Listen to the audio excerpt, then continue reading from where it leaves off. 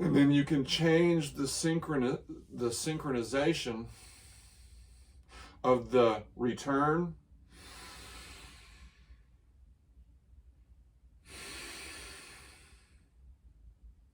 and the fulfillment of that track of expansion. Does it coincide with the exhale? Does it coincide with the next inhale? Does it continue for multiple inhalations and exhalations? Does it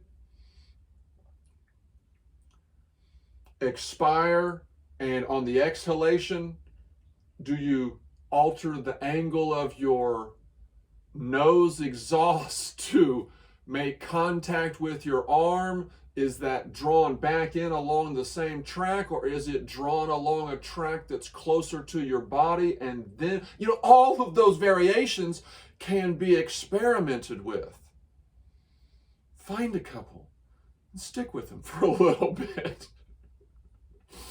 At least a couple breaths, at least some time to get a feel for the difference of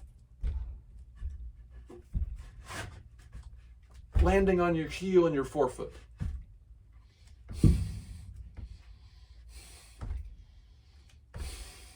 what about your toes and your heel? Or excuse me, your toes and your forefoot. Let's go big to small toe.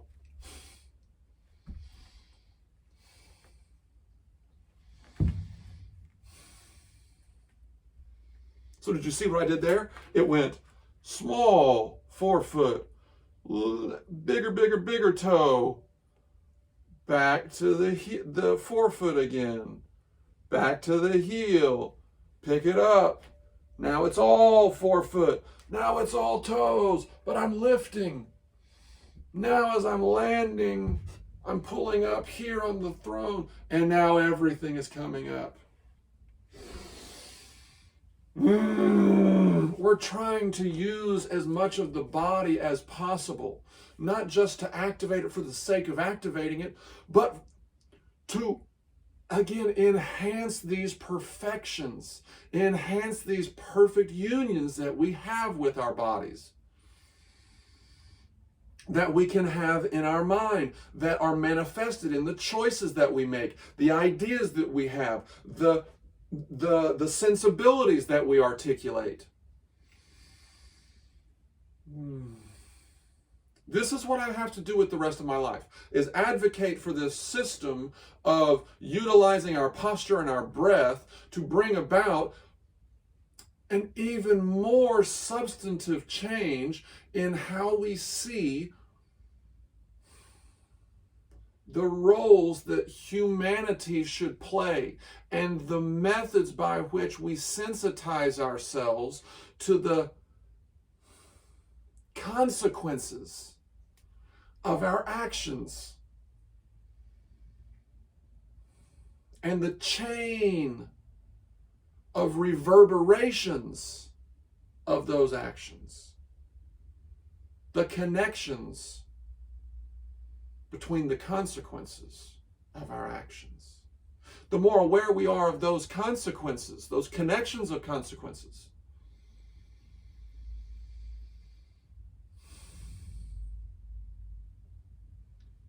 the more we will be aware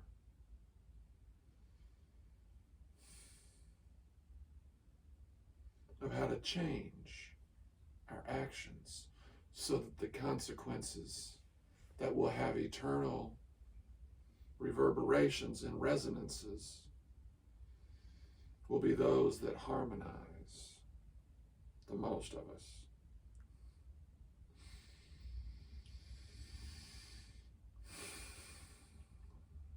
And to do that means that the divisions between us, be they racial, religious, cultural, linguistic, generational, gender, cuisine. The one of the many things that are universal is our dependence upon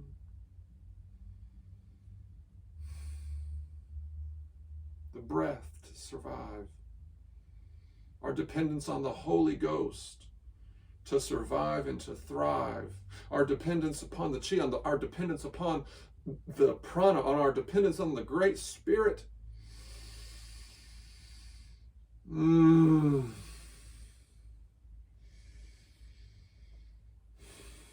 see the necessity to be serious,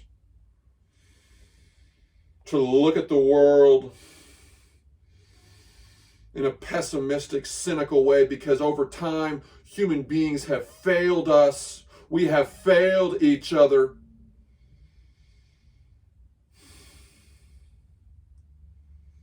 There is wisdom in history. There is a justification for pessimism in human beings in history. There is a justification for pessimism right now. Look at all of the wars. Look at how technology and education have failed to enlighten our leaders, to communicate with compassion and understanding,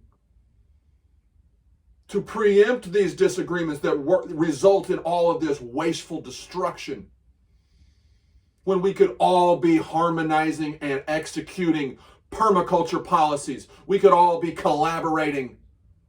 We could all be constructing. We could all be facilitating an expansion of understanding, an expansion of our own recognition for how powerful we are and the potential that we possess for executing that power by our choices, by our understanding of the consequences and their downstream effects. We've been downstream. We've written about all of these technologies that we have.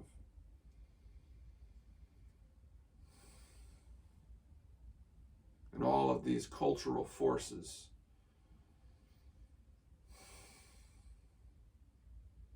that are going to influence them.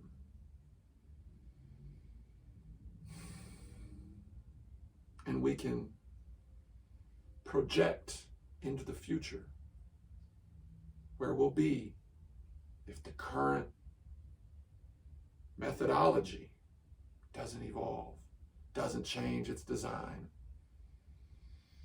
There's something about human civilization that is perfect in and of itself. But let's form a more perfect civilization. Let's form a civilization that's capable of permanence. Let's form a global culture that's perfectly sovereign, perfectly made up of these sovereign entities that as they get broken down, they come to sovereign individuals. I am my own sovereign. No one, I don't care if it's the president, I don't care if it's the most brutal dictator, they don't have a right to infringe upon my fundamental human rights. If they do, they are the ones who have deviated from this code of conduct that we all accept as basic for human dignity, which is proportional to our sense of understanding and appreciation for that transcendent power in us, such that it's been so transformative for some people that it motivated the greatest art, the greatest design, the greatest collaborative relationships, the greatest insights.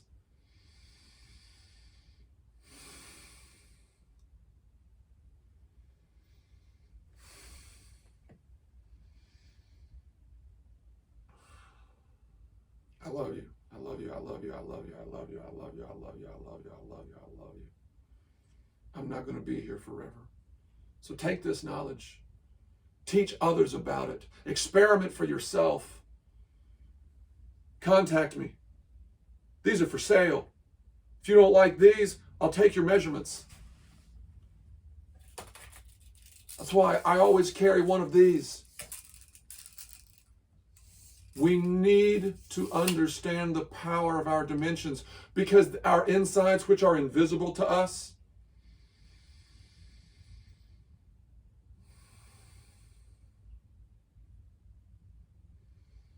have dimensions too. They have sizes of tubes that important combinations of molecules flow through. We need to keep those flows occurring. When we have a blood clot, it's like a arterial vascular traffic jam. But if you have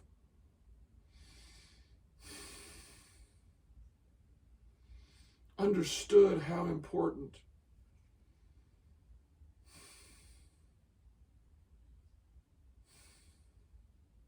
breathing in a volumic fashion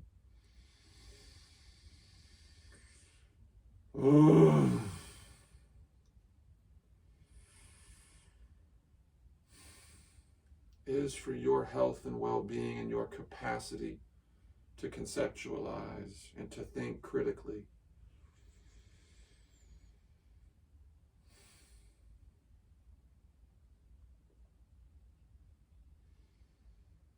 Maybe it won't be as important. Maybe if you've trained yourself in that way, it won't feel new because those benefits have already accrued to you. Your physiology was genetically privileged. You were experientially privileged. That's why you're as strong as you are. That's why you're as robust as you are. That's why your circulation is as good as it is. Some of us need to pursue the precision perfection of the Olympics. But how many more of us need to focus our time on doing things that aren't changing these internal parts of ourselves that animate what we do, the choices that we make in relationship to our external selves? How can we calculate?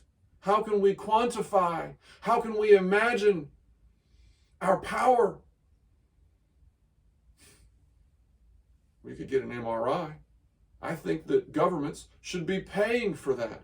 Governments should be investing in MRIs. Governments should be investing in proton radiation centers and providing it to people on a randomized level as preemption. How many cancers would we preempt? How many cases of pancreatic cancers would people discover? How many cases of colonic cancers would we discover? How many more months of treatment would people get? How much more appreciation for the government itself, which is just the largest entity that has an infinite credit line.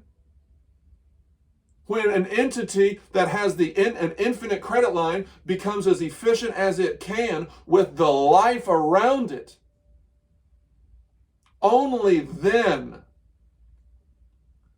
does its moral high ground result in leadership that has an effect that the individuals, the constituents of that nation can be proud of, because they know that they're leaving it all on the field. They're doing everything they can to be as efficient and as productive and as ethical and as cognizant of the consequences of their choices.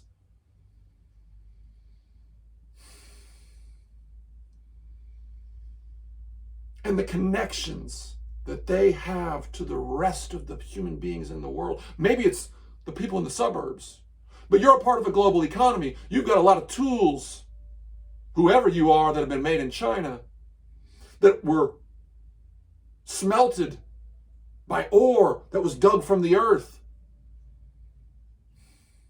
that was itself dug from the earth.